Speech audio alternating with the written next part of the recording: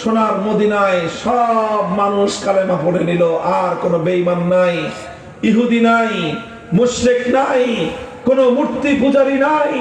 সোনার মদিনা শান্তির শহরে পরিণত হলো, সোনার মদিনা আল্লাহর দ্বীনের দুর্ভেদ্য ঘাঁটিতে পরিণত হলো। আমি জিজ্ঞাসা করতে চাই, তখন কি আল্লাহর নবী এমন চিন্তা করেছেন যে যাক মদিনার শহর পেয়েছি, একটা রাষ্ট্র হয়েছে, দিন কায়েম হয়ে গেছে, আর বেশি চিন্তা করার দরকার কি, এবার মদিনা নিয়েই আমরা ক্ষান্ত থাকি? নবীজি এমন চিন্তা করেছেন না। আমার নবী শুধু মদিনার নবী হয়ে দুনিয়াতে আসেন নাই, ইসলাম শুধু মদিনায় কায়েম হওয়ার জন্য আসে নাই, ইসলাম শুধু আরবে কায়েম হওয়ার জন্য আসে নাই। সপ্তম হিজরিতে আল্লাহর নবী 1400 সাহাবায়ে কেরাম নিয়ে রওনা হলেন পবিত্র মক্কার দিকে উমরা করবেন। মক্কার লোকেরা আল্লাহর নবীকে বাধা দিল। নবীজি বললেন, আমরা উমরা করতে আসছি, যুদ্ধ করতে আসি নাই, বাধা দিও না। তারা বলল যে না, কোনোভাবেই ঢুকতে দিব না। নবীজি বললেন, ঠিক আছে, তোমাদের সঙ্গে আমরা চুক্তি করব, তোমাদের সঙ্গে আমরা সন্ধি করব। আজ মক্কার কুরাইশরা এবং যে কোনো শর্তের কথা বলবে, যেই শর্তের মাধ্যমে আল্লাহর ঘর বাইতুল্লাহর সম্মান রক্ষা পায়, আমি সেই শর্ত মেনে নিয়েই মক্কার কুরাইশদের সঙ্গে আজকে একটি চুক্তি করব। শেষ পর্যন্ত সেই হুদায়বিয়ার সন্ধি স্বাক্ষরিত হলো। হুদায়বিয়ার সন্ধি ছিল নবী আকরাম সাল্লাল্লাহু আলাইহি ওয়াসাল্লামের রাজনৈতিক দূরদর্শিতার প্রমাণ। হুদায়বিয়ার সন্ধি ছিল আল্লাহর পয়গম্বরের রাজনৈতিক নেতৃত্বের একটা সুদূর প্রসারী চিন্তার ফসল। হুদায়বিয়ার সন্ধি হওয়ার 1 বছরের মাথায় গোটা পৃথিবীর যত বড় বড় রাজা বাদশা ছিল, প্রত্যেকটা রাজা বাদশার দরবারে দরবারে ইসলামের দাওয়াত পৌঁছে গেল। হুদায়বিয়ার সন্ধির পরপর আরবের মাটিতে ইহুদিদের সর্বশেষ ঘাঁটি খায়বার থেকে ইহুদিদেরকে উৎখাত করা হলো। হুদায়বিয়ার সন্ধির 1 বছরের মাথায় আল্লাহর নবী মক্কার কুরাইশরা বিশ্বাসঘাতকতা করার ফলে 1 বছরের মাথায় আল্লাহর নবী অভিযান পরিচালনা করে মক্কা বিজয় করলেন। মক্কা মদিনা পুরা 2 শহর, পবিত্র 2 শহর ইসলামের কালেমার পতাকার তলে চলে আসলো। আপনারা বলেন দেখি, 8ম হিজরির পরে আল্লাহর নবী যখন মক্কা এবং মদিনা 2 শহরে ইসলামকে বিজয়ী করেছিলেন, ইসলাম কায়েম হয়ে গেল, এরপরে কি আল্লাহর নবী ক্ষান্ত হয়ে গিয়েছিলেন? আমার নবী সামনে অগ্রসর হলেন। নবীজি যতদিন জীবদ্দশায় ছিলেন, 1 মুহূর্তের জন্য আমার নবী ক্ষান্ত হন নাই। আমার নবী 10ম হিজরি সনে ইন্তেকাল করেন। ইন্তেকালের সময়ে 12.5 লক্ষ বর্গ মাইল, কতটুকু এলাকা বলেন?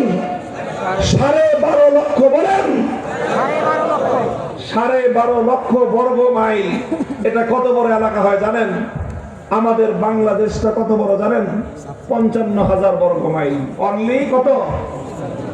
এবার এটারে 24 দিয়ে গুণন দেন। 50 কে যদি আপনি 25 দিয়ে গুণ দেন তাহলে হবে 12.5। কথা ঠিক? 50,000 কে যদি আপনি 25 দিয়ে গুণ দেন 12.5 লক্ষ বর্গ মাইল।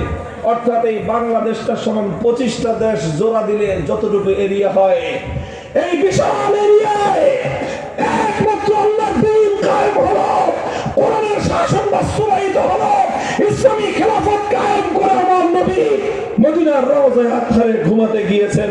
12.5 লক্ষ বর্গ মাইলে আল্লাহর দ্বীন জিন্দা হয়েছে। মুহতারাম হাজিরিন, আমি আপনাদেরকে পরে আখেরি প্রশ্নটা করতে চাই। আমার নবী 12.5 লক্ষ বর্গ মাইল জুড়ে ইসলামী হুকুমত কায়েম করলেন, ইসলামী খেলাফত প্রতিষ্ঠা করলেন। 12.5 লক্ষ বর্গ মাইল জুড়ে এক আল্লাহর বিধান বাস্তবায়িত হলো। এরপরে নবীর সাহাবীরা তারা এমন মনে করেছিলেন যে যথেষ্ট হয়েছে, আর সামনে আগানোর দরকার নাই। এমন ছিল? বলেন এমন ছিল? 10 বছরের মাথায় আল্লাহর নবীর ইন্তেকাল করবার 10 বছরের মাথায় দ্বিতীয় খলিফা ওমর ফারুক রাদিয়াল্লাহু তাআলা আনহুর যুগে ইসলামের সৈনিকরা আটলান্টিক মহাসমুদ্রের তীর পর্যন্ত পৌঁছে গিয়েছেন। আফ্রিকার জঙ্গলের গহীন অঞ্চল পর্যন্ত কালেমার পতাকা উড্ডীন হয়েছে। আটলান্টিক সমুদ্রের তীরে দাঁড়িয়ে মুসলমান সৈনিকরা বলেছিলেন, জানি না এই সমুদ্রের পরে কি আছে, তখনও পৃথিবীতে এত কিছু আবিষ্কার হয় নাই। বলেছিলেন যদি জানতাম সমুদ্রের অপর প্রান্তে কোন জনপদ আছে, পৃথিবীর কোন অঞ্চল আছে, যদি জানতে পারতাম এই সমুদ্রের উন্মত্ত তরঙ্গমালার উপর দিয়ে ঘোড়া নাবড়ায় দিতাম, সমুদ্রের অপর প্রান্তে গিয়ে আমরা দিনের ঝান্ডা উড্ডীন করতাম। 12.5 লক্ষ বর্গ মাইল থেকে অর্ধেকটা পৃথিবী পর্যন্ত, পৃথিবীর এক প্রান্ত থেকে আরেক প্রান্ত পর্যন্ত, সমুদ্রের তীর থেকে জঙ্গলের গভীর অঞ্চল পর্যন্ত, যতদূর পর্যন্ত মানুষের ঘোড়া যেতে পারে, গোটা অর্ধ জাহানে কালেমার পতাকা উড্ডীন করেছিলেন সাহাবায়ে কেরাম। মুহতারাম হাজিরিন, সেই বিজয়ের ধারা আস্তে আস্তে আজ তোমার এবং আমার এই বাংলাদেশ পর্যন্ত সেই সোনালী যুগে কালেমার পতাকা এসে পৌঁছে গিয়েছে।